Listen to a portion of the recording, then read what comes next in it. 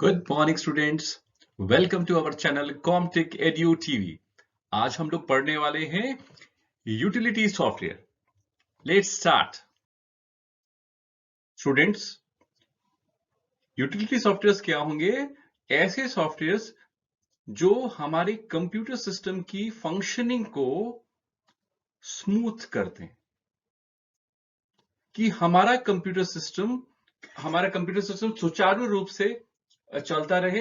ये software ensure करते हैं कि मेरा कंप्यूटर सिस्टम प्रॉपरली वर्क करता रहे और स्मूथली वर्क करता रहे। और कई बार देखा गया है कि देखिए कि जितने भी यूटिलिटी सॉफ्टवेयर होते हैं वो ऑपरेटिंग सिस्टम की मदद करते हैं। किसकी मदद करते हैं? ऑपरेटिंग सिस्टम की।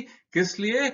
कंप्यूटर सिस्टम की फंक्शनिंग को मैनेज करने के लिए, कंप्यूटर सिस्टम की फंक्शनिंग को ऑर्गेनाइज करने के लिए, कंप्यूटर सिस्टम की फंक्शनिंग को मेंटेन करने के लिए, कंप्यूटर सिस्टम की फंक्शनिंग को ऑप्टिमाइज करने के लिए। यानी कि हमारा कंप्यूटर सिस्टम को मैनेज कर रहा है, उसके लिए यूटिलिटी सॉफ्टवेयर होंगे। अगर कंप्यूटर सिस्टम को ऑर्गेनाइज करना है, हमारी हार्ड डिस्क को पार्टीशंस देने हैं, उसके लिए भी हो सकता है। हमारे सिस्टम की परफॉर्मेंस को इंप्रूव करना है, उसके लिए भी यूटिलिटी सॉफ्टवेयर होंगे। तो अब आगे देखेंगे हम लोग कि आगे कौन कौन से सॉफ्टवेयर हैं।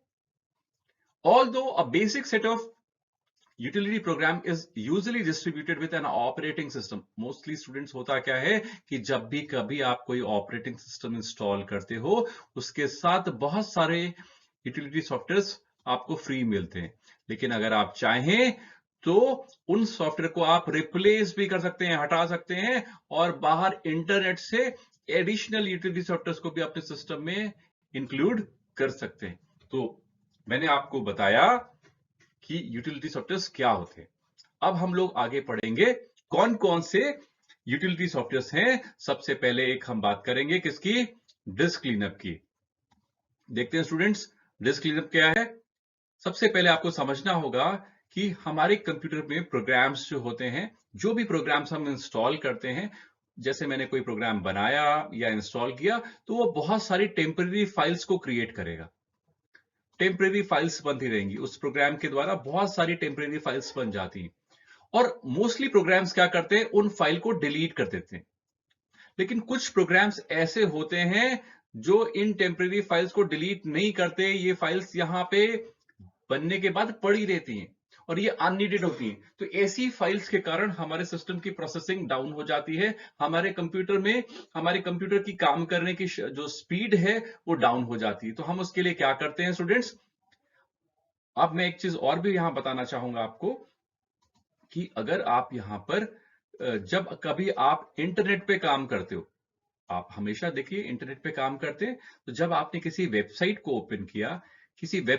ओपन किया, तो वेबसाइट जो कि वेब पेजेस से बनती है, तो वो कुछ अपनी इमेजेस को डाउनलोड करती हैं। ऐसी इमेज फाइल को बोलते हैं internet cache files. Internet cash files क्या होती हैं? इमेजेस होती हैं जो किसकी होती है? वेब पेजेस की होती हैं, जो हमारे कंप्यूटर में जाके स्टोर हो जाती हैं।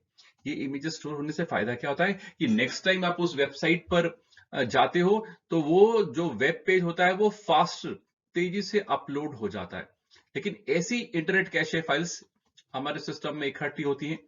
ये फाइल कब काम आएंगी? जब आप पर्टिकुलर उसी साइट पर जाओगे तो वो वेबसाइट फिर जल्दी से खुल जाएगी, लेकिन ये हमारे सिस्टम में स्पेस तो ऑक्यूपाई कर रही है। तो ऐसी स्थिति में हमें एक यूटिलिटी सॉफ्टवेयर की जरूरत पड़ती है, उसको हम लोग कहते हैं डिस्क क्लीनअप।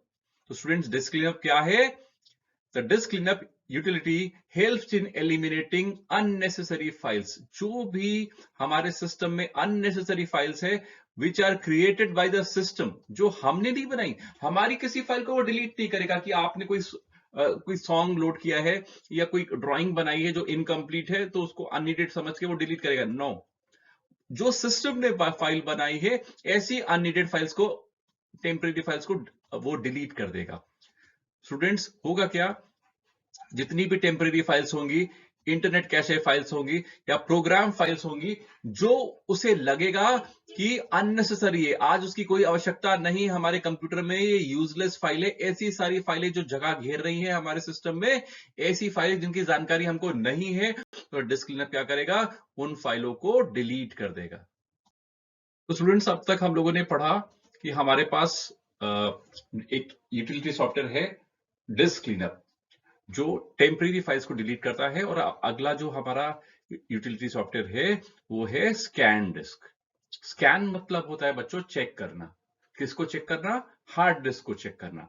तो ये एक माइक्रोसॉफ्ट का प्रोग्राम है, यानी कि scan disk utility software comes with Microsoft.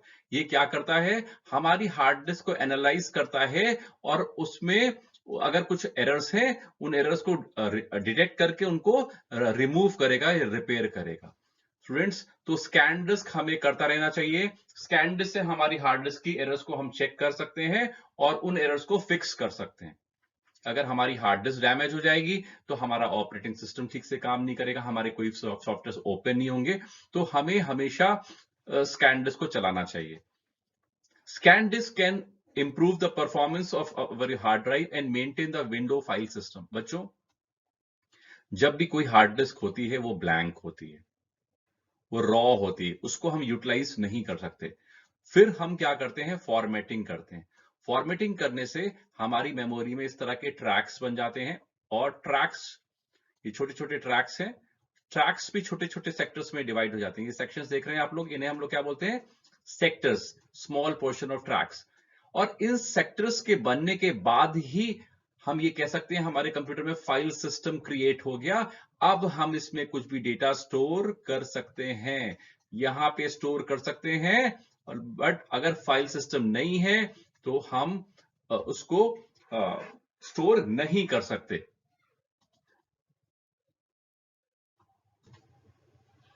Students, तो scan disk can improve the performance of your hard drive. Scan disk हमारे सिस्टम की परफॉर्मेंस को इंप्रूव करेगा, क्योंकि अगर हमारी हार्ड डिस्क, सबसे पहले हार्ड डिस्क को वो एनालाइज करेगा और अगर कोई बैड सेक्टर आ रहे हैं तो उसको मार्क कर देगा, अगर कोई एरिया डैमेज हो रहा है तो उसको रिपोर्ट कर देगा और रिपेयर करेगा। तो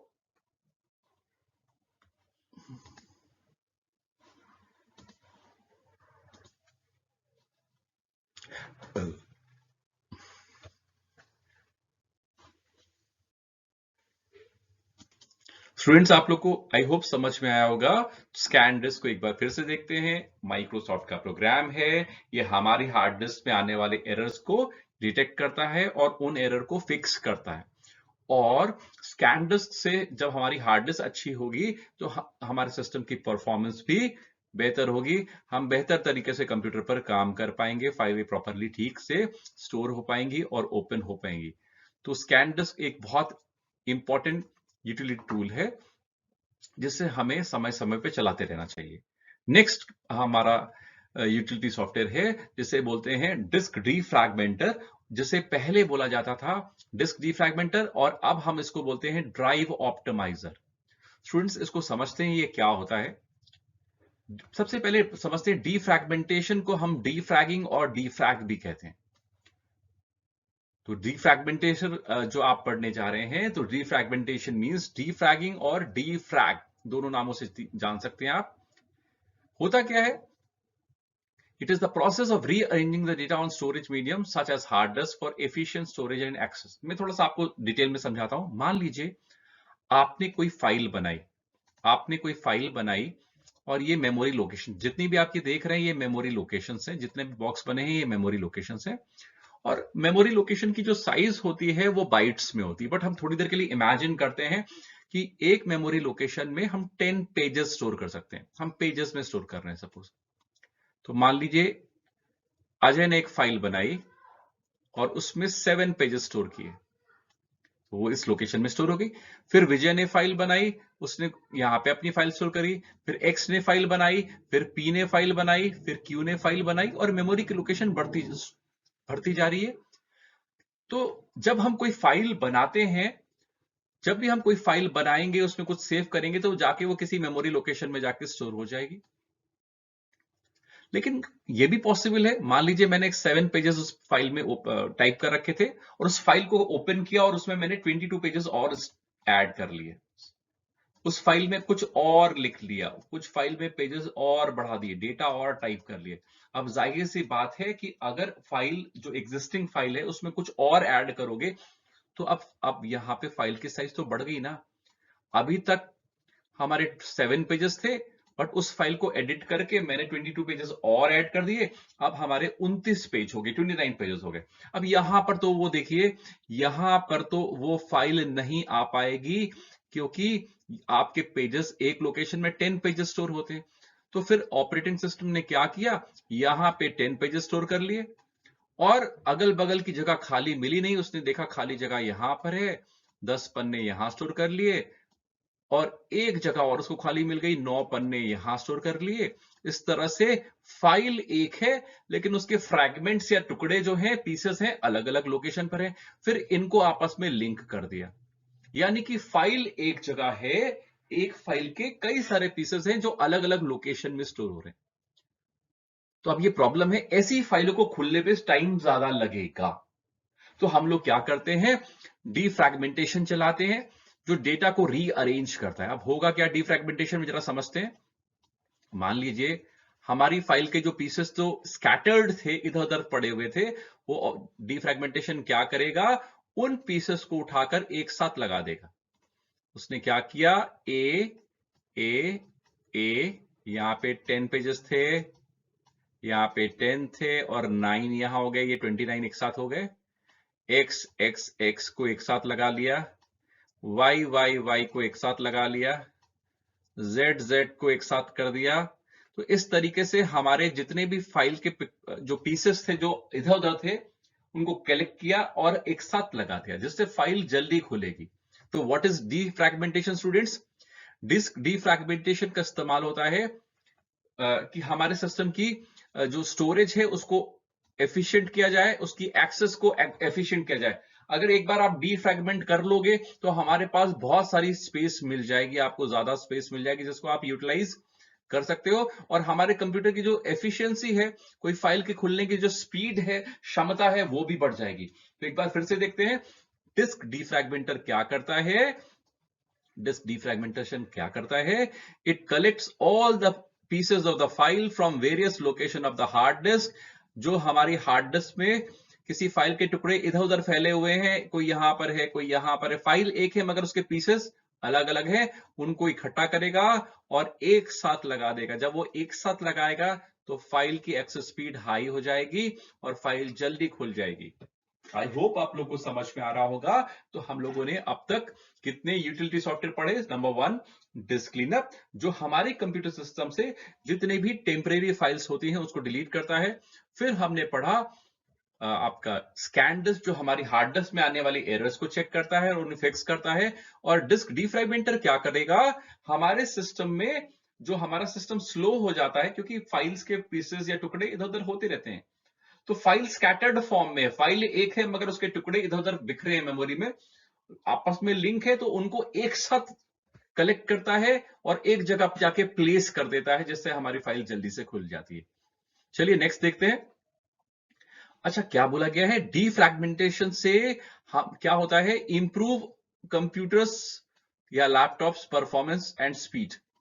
अगर हम हार्ड डिस्क को, किसी हमारे सिस्टम को डीफ्रैगमेंट कर देते हैं, अगर आपका लैपटॉप स्लो चल रहा है, आपका हार्ड डिस्क आपका डेस्कटॉप स्लो चल रहा है, फाइलों को खुलने में समय ज्यादा लग रहा है, तो आप उसको डीफ्रैगमेंट करिए, और इससे करने से आप आसानी से हम अपने सिस्टम की स्पीड को इंप्रूव कर पाएंगे। इसे आज के टाइम पर नए वर्जन में ड्राइव ऑप्टिमाइजर नाम से जाना जाता है।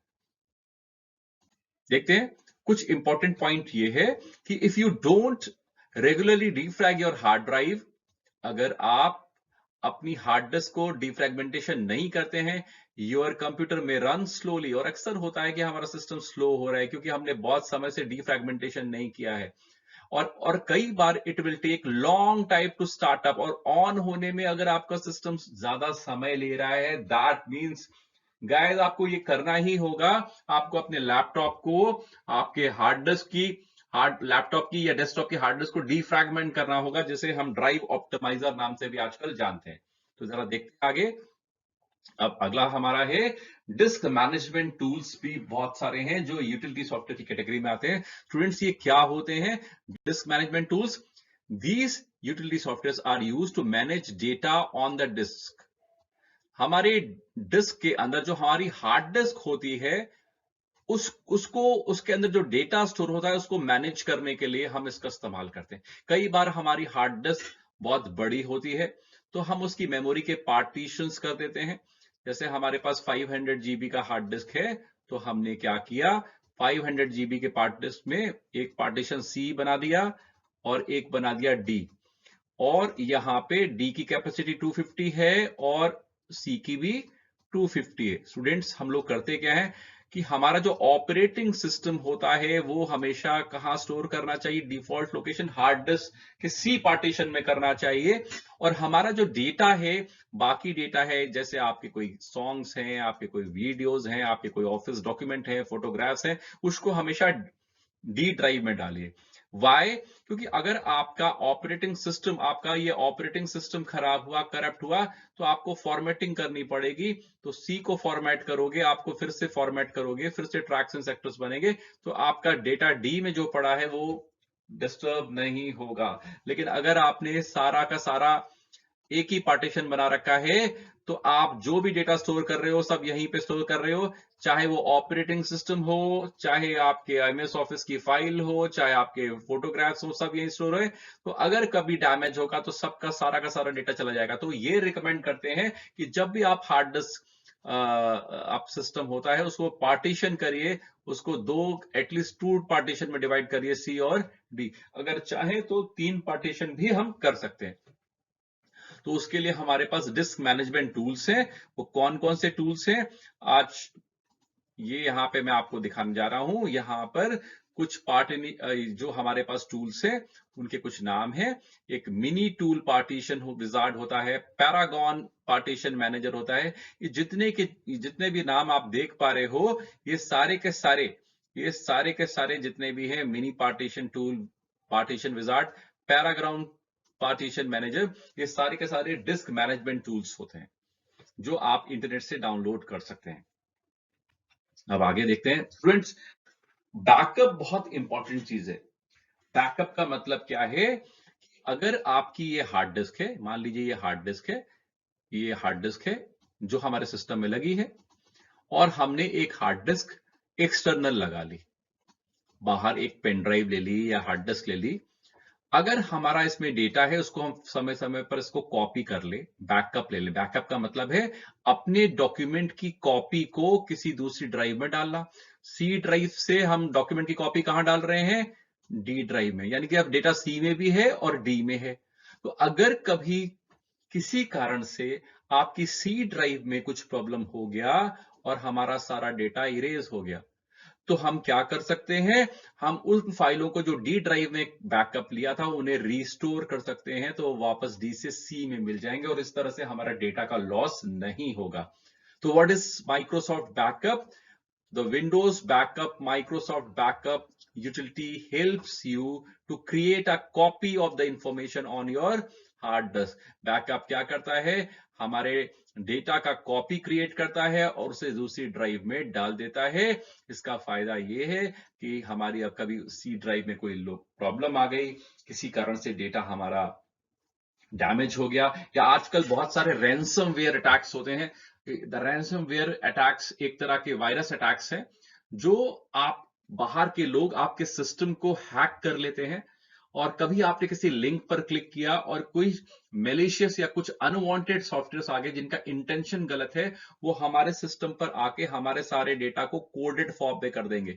यानी कि जो भी मेरा डेटा पड़ा होगा वो ABCXYZ नाम के कोड, इस तरह के कोड फॉर्म में बदल गया।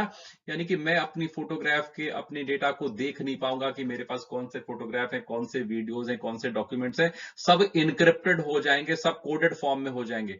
तो और फिर वो आपसे पैसे मांगेंगे कि भाई हमको इतने डॉलर्स दीजिए, हम आपके डेटा को जो हमने कोड दिया था, इनक्रिप्ट कर दिया था, उसको वापस डिक्रिप्ट करके वापस ओरिजिनल फॉर्म में कन्वर्ट कर देंगे। इसके लिए वो आपसे फिरौती या पैसे मांगेंगे, जिसे हम लोग बोलते हैं रैंसमवेयर। तो अगर रैंसमवेयर हो रहा है, आपसे पैसे मांगे जा रहे हैं, तो आप क्यों दे रहे हो? क्योंकि आपके डेटा नहीं है। अगर आपके पास डेटा की कॉपी होगी तो आपको कोई टेंशन नहीं है, आपने डेटा कॉपी कर रखा है, आप इसको फॉर्मेट करिए सी ड्राइव को और वापस डी से रीस्टोर कर दीजिए। रीस्टोर करने से होगा क्या, आपका डेटा वापस सी में आ जाएगा। कहां से आ जाएगा, जो बैकअप की डिस्क बनाई है एक और हार्ड डिस्क है, उससे डेटा वापस रीस्टोर कर सकते हो। तो बैकअप का मतलब आपको समझ में आ गया, अपने डेटा की एक एक्स्ट्रा कॉपी क्रिएट करके उसे किसी हार्ड डिस्क में स्टोर कर लेना। इससे फायदा ये है, कभी हमारा डेटा लॉस होगा तो हम उसे रिस्टोर कर सकते हैं। अब आगे हम लोग देखते हैं नेक्स्ट स्लाइड में हमारा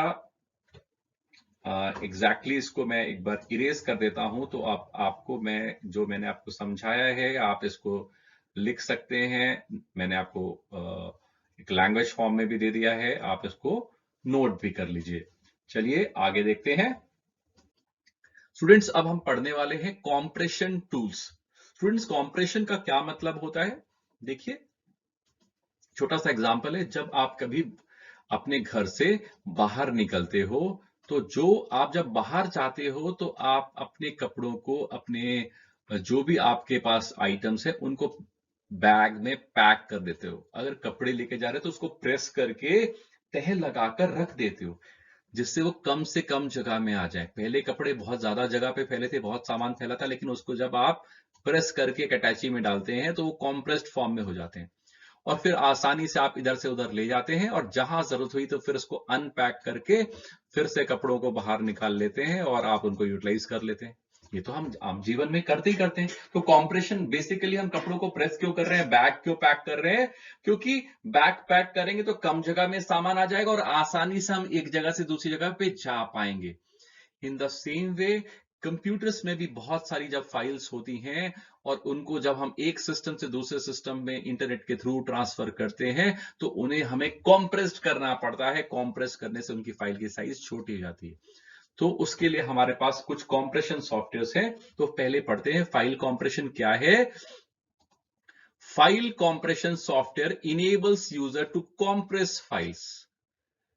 इन सॉफ्टवेयर की मदद से हम फाइलों को कॉम्प्रेस करते हैं। कॉम्प्रेस करने से क्या होगा, फाइल की साइज रिड्यूस हो जाएगी। यानी कि अगर कोई फाइल मान लीजिए 10 MB की थी, 10 मेगाबाइट की जगह घेर रही थी, और अब वो सिर्फ 2 मेगाबाइट की जगह ऑक्यूपाई कर रही है, दैट मींस ये फाइल एक कॉम्प्रेस्ड फॉर्म में आ गई। और कॉम्प्रेशन भी बहुत अलग अलग तरह के लेवल के होते हैं। हम कई बार वीडियोस को कॉम्प्रेस करते हैं उसकी साइज को रिड्यूस करने के लिए, और कई बार ऐसे कॉम्प्रेशंस भी होते हैं जिनसे हमारी क्वालिटी गिर जाती है। जो वीडियो की क्वालिटी है या डेटा की क्वालिटी डिटेरेट हो जाती है, तो उसे लूसी कॉम्प्रेशन बोलेंगे, लॉसी कॉम्प्रेशन बोलेंगे। और कुछ लॉसलेस कॉम्प्रेशंस भी होते हैं जिसमें ओरिजिनल डेटा हमने जब उसकी फाइल को कॉम्प्रेस करके छोटा बनाया तो हमारा जितनी क्वालिटी इसमें थी वैसी ही क्वालिटी है। ऐसे ऐसे कॉम्प्रेशन को बोलते हैं लॉसलेस कॉम्प्रेशन। एक लॉसी कॉम्प्रेशन होता है, एक लॉसलेस कॉम्प्रेशन होता है। स्टूडेंट्स, ये तो बात हो गई कॉम्प्रेशन की। तो सवाल यहां पर यह है कि हम कॉम्प्रेशन क्यों करते हैं। जब हम इंटरनेट में किसी फाइल को एक जगह से दूसरी जगह पर, एक जगह से दूसरी जगह पे ट्रांसमिट करेंगे तो फाइल की साइज को, जो बड़ी फाइल थी, पहले हम उसे छोटा करते हैं, कॉम्प्रेस करते हैं, और फिर उसे ट्रांसफर करते हैं तो आसानी से वो वहां पे पहुंच जाती है। अब पहुंचने के बाद, कॉम्प्रेशन करने के बाद उसको डिकम्प्रेस करना पड़ता है, यानी कि वापस उसको ओरिजिनल फॉर्म में फाइल को कन्वर्ट करना पड़ता है। तो इसके लिए बहुत सारे कॉम्प्रेशन सॉफ्टवेयर हैं, और बहुत इंपॉर्टेंट सॉफ्टवेयर जो विंडोज में मिलता है जिप सॉफ्टवेयर है। जिप नाम का एक सॉफ्टवेयर है जो फाइलों को जिप कर देता है, यानी कि उनको कॉम्प्रेस्ड कर देता है, और उसके बाद हम आसानी से उसको कहीं पर भी फाइलों को भेज सकते हैं। और भेजने के बाद हम जो जिप सॉफ्टवेयर की बात जिसकी कर रहे हैं उसका नाम है विनजिप। विनजिप विंडो का जिप सॉफ्टवेयर है।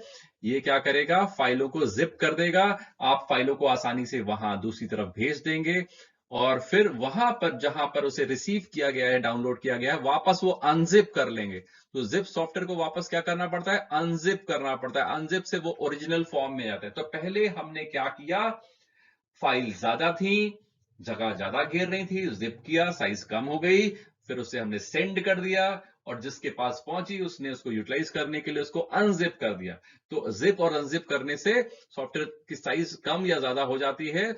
और विनजिप करेंगे, विनजिप एक सॉफ्टवेयर है जो हमारे विंडोज के साथ होता है, और जितने भी कॉम्प्रेशन सॉफ्टवेयर होते हैं, उन फाइलों के जो जब जिप करने के बाद फाइल बनती है, या तो डॉट जिप बनेगी या डॉट रैर बनेगी या टैर बनेगी या वीएचटी बनेगी। तो आप विनजिप इन सारे के सारे फॉर्मेट्स को सपोर्ट करता है। तो आई होप आप लोग को समझ में आया होगा कि कॉम्प्रेशन टूल्स किस काम आते हैं। जब भी हम इंटरनेट में बहुत सारी फाइलों को एक साथ भेजना चाहते हैं, तो फाइलें ज्यादा होती हैं, जगह ज्यादा गिरती हैं, तो हम कॉम्प्रेशन टूल्स का इस्तेमाल करते हैं, जिनसे फाइल कॉम्प्रेस हो जाती हैं और कम जगह पे आ जाती हैं। और उसके लिए हमें एक सॉफ्टवेयर की आवश्यकता पड़ती है जिसका नाम है विनजिप। तो ये पहले जिप करेगा, जिप करने से फाइल पैक हो गई, कम जगह पे आ गई। जब हम उसे वापस भेज देते हैं, तो फिर हम इसी सॉफ्टवेयर की मदद से क्या करते हैं, अनजिप करते हैं। मान लीजिए स्कूल का रिजल्ट है जिसमें 100 बच्चों का रिजल्ट है, तो हमने 100 फाइलों को ना करके जिप करके एक रिजल्ट डॉट जिप फाइल बना दी, यानी कि रिजल्ट डॉट जिप फाइल हो गई। अब ये फाइल एक फाइल है जिसके अंदर 100 बच्चों के रिजल्ट हो रहे हैं, 100 रिजल्ट हैं। तो इसको आसानी से हम किसी को सेंड करेंगे, फिर वो वापस क्या करेगा, अनजिप करेगा, और अनजिप करके उसको वापस 100 के 100 फाइलें अलग से दिखाई पड़ जाएंगी। तो इसके लिए हमारे पास कॉम्प्रेशन सॉफ्टवेयर विंडोज में होता है, जिसे बोलते हैं विनजिप। आई होप स्टूडेंट्स आप लोग को समझ में आया होगा। मैंने आपको कॉम्प्रेशन टूल्स बताया। और बच्चों यहाँ पे एक बार अभी हम लोग देख लेते हैं एंटीवायरस प्रोग्राम्स क्या होते हैं। एंटीवायरस प्रोग्राम्स क्या है? The programs which detects and remove viruses from the computer। ऐसे सॉफ्टवेयर, ऐसे यूटिलिटी सॉफ्टवेयर जो हमारे कंप्यूटर में वायरसेस का पता लगाते हैं, वायरसेस को पता लगाना मतलब डिटेक्ट करते हैं और उन वायरसेस को रिमूव करते हैं। ऐसे सॉफ्टवेयर को हम लोग बोलते हैं एंटीवायरस प्रोग्राम्स। बच्चों, जब भी कोई मैलिशियस फाइल वो वायरस का डिटेक्ट करेगा, मैलिशियस फाइल का मतलब है मैलिशियस सॉफ्टवेयर या मैलिशियस फाइल या malware is any software or code that is intentionally harmful to a computer network or server। जब आप किसी साइट पर जाते हो और कई बार आपके उस साइट पर जाने के बाद आपने कहीं क्लिक किया या लिंक पे क्लिक किया, तो बहुत सारे सॉफ्टवेयर आपकी परमिशन के बगैर सिस्टम पर डाउनलोड हो जाते हैं और उनका इंटेंशन होता है कि वो आपके सिस्टम को नुकसान पहुंचाए। तो ऐसे मैलिशियस सॉफ्टवेयर, अगर आप कभी किसी साइट पर जाते हैं या पेन ड्राइव लगाते हैं और एंटीवायरस प्रोग्राम होगा आपके सिस्टम पर, एंटीवायरस प्रोग्राम आपके सिस्टम पे पड़ा होगा, तो वो उसे डिटेक्ट कर लेगा और उसे रिमूव कर देगा और आपको वार्निंग दे देगा कि भाई आप जो पेन ड्राइव लगा रहे हो उसमें वायरस है। और कई बार उस वायरस को क्लीन कर देता है और कई बार उसको ब्लॉक भी कर देता है। It scans a new device attached to the computer and discard any virus if there. अगर आपका एंटीवायरस अपडेटेड है, लाइसेंस्ड सॉफ्टवेयर है और आप इंटरनेट से उसे अपडेट करते रहते हो, तो क्या होगा, जैसे ही पेन ड्राइव लगाओगे तो वो क्या करेगा, आपके पेन ड्राइव को क्लीन कर देगा, वायरस फ्री कर देगा। और बहुत सारे मार्केट में एंटीवायरस है। One of the best antivirus we have is Quick Heal. Quick Heal बहुत अच्छा एंटीवायरस है, इसका टोटल सिक्योरिटी वर्जन आप परचेज कर सकते हो। एंटीवायरस हमें 1 साल के लिए, 3 साल के लिए या 5 साल के लिए भी मिलते हैं। तो अगर आप 1 ईयर पैक लोगे या 3 ईयर पैक लोगे, तो 3 ईयर्स पैक आपको इकोनॉमिकल पड़ेगा, अदरवाइज आपको हर 1 साल के बाद रिन्यू कराना पड़ेगा। बट मैं आपको बोल रहा हूं कि वायरस बहुत ही बड़ा थ्रेट है आज के टाइम पर, तो आपको कोई ना कोई अच्छा एंटीवायरस स्कैनर आपको इंटरनेट से या तो डाउनलोड कर लीजिए, जैसे आपका एवीजी हो सकता है, या फिर आप उसको परचेज कर लीजिए। तो एवीजी फ्री होता है, आप उसे फ्रीवेयर सॉफ्टवेयर की तरह डाउनलोड कर सकते हैं। लेकिन अगर आप उसका पेड वर्जन लेंगे तो आपको टोटल सिक्योरिटी मिल जाएगी, आप वायरस से बच सकते हैं। आई होप आप लोग को समझ में आया होगा। और बहुत सारे मैं नेक्स्ट वीडियो में वायरसेस के बारे में एक पूरा वीडियो आपके लिए बना रहा हूं, जिससे आप देखकर वायरस के बारे में बहुत अच्छे तरीके से समझ सकते हैं कि वायरस क्या है और कैसे आते हैं और कितने तरह के होते हैं और हमें कैसे उनसे बचना चाहिए। तो वायरस आपको मैं बता ही चुका हूं। वायरस के बाद अब हम आगे बढ़ेंगे। तो thanks for watching Comtech Edu TV. Keep watching and please subscribe and like our channel. Thank you so much.